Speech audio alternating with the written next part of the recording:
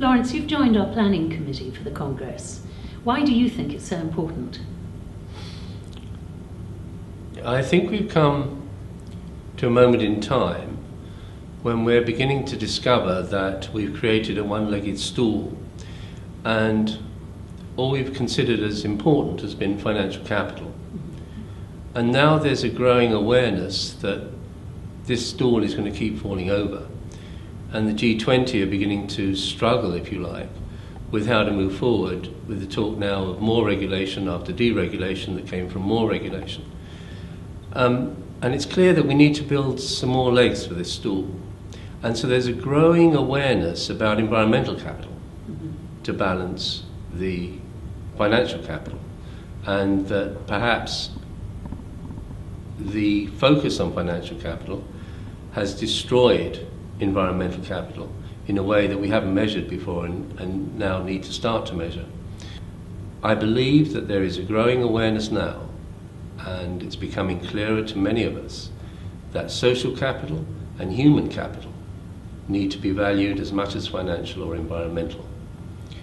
And when we get these four in balance, we'll start to create a different world, because we'll start to create a world that isn't only driven by the financial sector. It's done very well for us. It's enriched 1.5 billion people, but the cost to the environment and to 2 to 3 billion people has been too great. And so I can see there is a moment in time now, an opportunity in which rights and humanity can play an extremely important role. Well, we're hoping to invite global leaders, as you've heard, from different sectors, from the public, private and civil society sectors.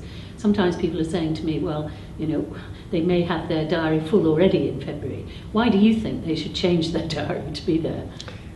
Because I've been interested in the work of rights and humanity for over 10 years now.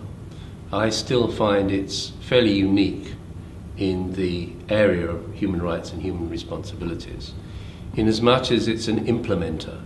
It explores the terrain between the legislature saying that human rights are necessary and the judiciary saying human rights are being abused.